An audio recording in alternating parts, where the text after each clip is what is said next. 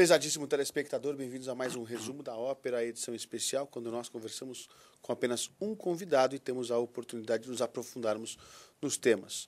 Nosso convidado de hoje é o Dr. Evandro Lossaco, que foi coordenador do programa de vicinais, recuperação de vicinais no estado de São Paulo, na Secretaria Estadual de Transportes, e teve aí uma grande militância política desde a sua juventude, e eu quero já registrar esse assunto com o Dr. Evandro. Queria saudá-lo, é um prazer recebê-lo aqui no nosso resumo da ópera. Prazer é nosso, Fernando, estar aqui. Estamos aí à disposição aí para debater esses assuntos. Ok, também registrar que o nosso resumo da ópera é distribuído a todas as emissoras associadas da ACESP, Associação dos Canais Comunitários do Estado de São Paulo. Dr. Evandro, eu queria primeiro aqui registrar, falar um pouco, antes de a gente chegar nas vicinais, quero contar um pouco da sua história, né? Conversar um pouco sobre isso, porque o primeiro momento em que eu me envolvi na questão da política, lógico que eu não podia nem votar, tinha 10 anos, foi em 1985, mas a primeira eleição que eu acompanhei, na verdade foram duas, uma em 1982, quando eu era candidato a governador, acho que foi o 82 foi o Montoro, participava acho que ainda o Roger Ferreira, não sei se você pegou essa época. Peguei o finalzinho, né? Finalzinho, então era o Roger Ferreira, acho que o Jânio que disputou o governo naquela oportunidade. A prefeitura em 85. Então, mas não, em 82 ele foi candidato a governador naquela foi época, governador, né? E perdeu para o Montoro. Perdeu e tal.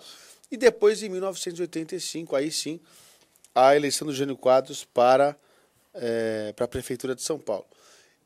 E naquela época a cidade ficou dividida entre os janistas e não tinha FHCistas naquela época, né? Mas o FHC...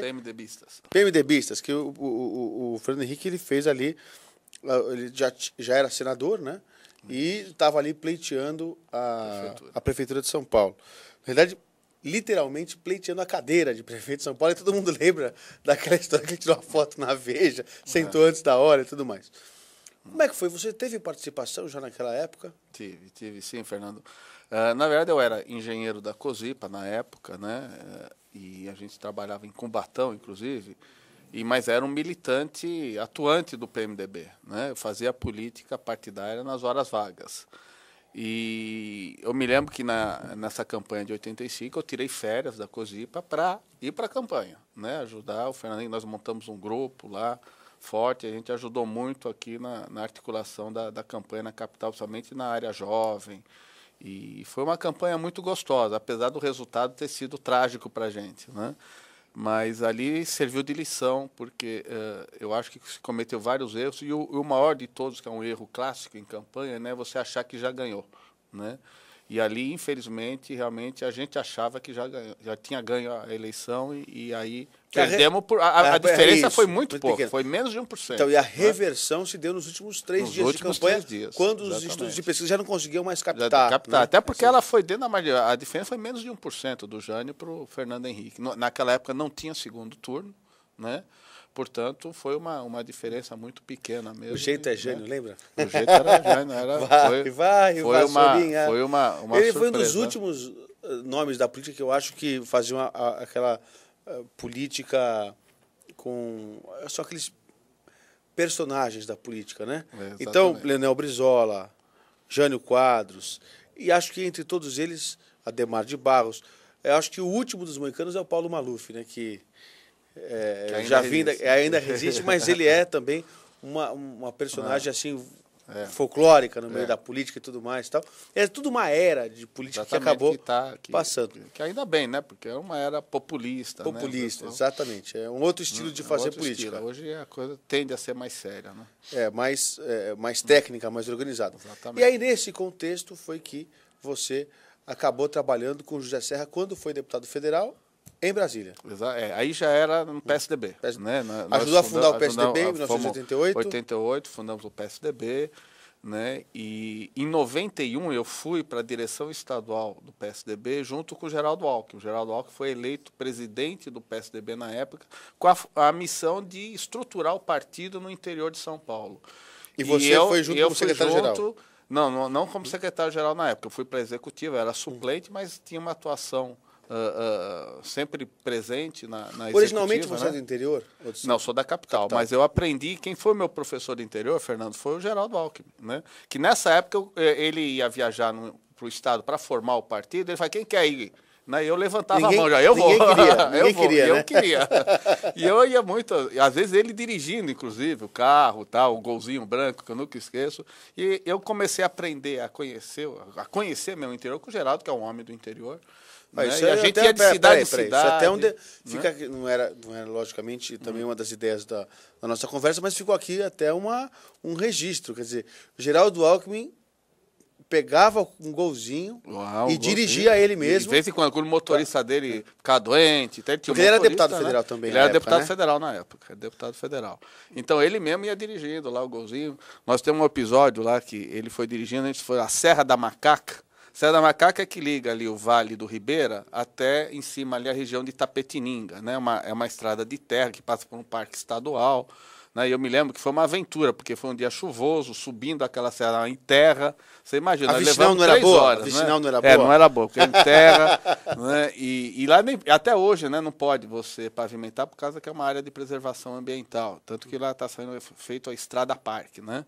Mas foi uma aventura. A gente ia lá fazendo reuniões, formando partido, indo na casa de um ex-prefeito, de uma liderança, para formar o PSDB. O Geraldo foi o grande impulsionador da força que o PSDB hoje tem em São Paulo. Né? Então, e aí você citou aí o caminho e me lembrou da questão das vicinais. Você me contava nos bastidores que as obras ligadas às vicinais de São Paulo são capazes, se fossem colocadas em linha, de ligar o Brasil até a China. Quer dizer, até a China.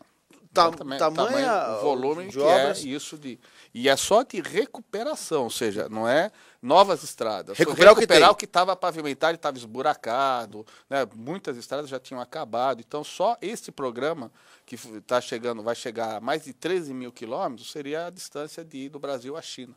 Né? Se fosse uma estrada, tivesse uma ponte ligando o Brasil à China, teria 13 mil quilômetros, mais ou menos. E eu lhe pergunto, como é que é a relação da produção de riquezas com a recuperação das vicinais? Vocês aí realmente percebem que onde você recupera determinado trecho, aumenta turismo, determinado trecho aumenta ali a distribuição de riquezas, de produtos. Quer dizer, existe realmente essa relação? Existe, e é uma relação muito direta, viu, Fernando?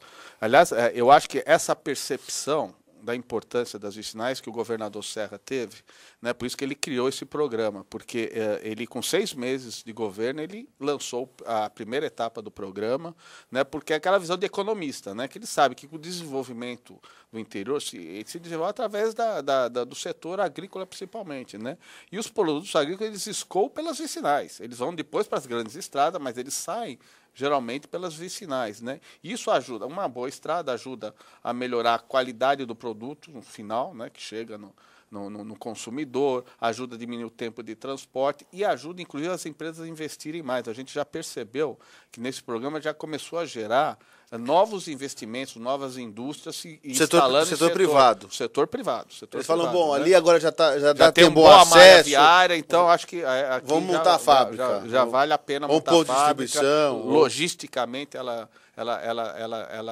tem viabilidade, então começa a se investir. Isso ajuda muito a desenvolver o interior. E também uma coisa, principalmente no Vale do Paraíba, Fernando, o desenvolvimento do turismo, porque muitas dessas vicinais ela atende ao turismo, né? Regiões montanhosas, ou lagos, ou então até ligação com praias distantes, tem vicinais também. Né? Vale então, do Paraíba, a gente está falando da região de São José dos Campos. Região, Vale Histórico, né? Taubaté, Guaratinguetá, né? Toda essa Chega essa Campos do região. Jordão ali ou já não? Campos do Jordão já tivemos 2 vicinais, uma inclusive que liga ao Pico de Itapeva. Não sei se você já foi lá em Campos do Jordão. Que é o ponto mais alto de Campos do Jordão, que é o Pico de Itapeva. Muitas vezes não consigo ir, mas aquela estrada é uma vicinal que nós recuperamos agora nesse programa. Né? Quando era jovem, meu pai, funcionário público, tinha ali a colônia de férias dos funcionários públicos, então passei boa parte da juventude indo para lá e sempre que tem alguma possibilidade, vamos para Campos do Jordão e tal. Então, realmente é uma cidade muito querida.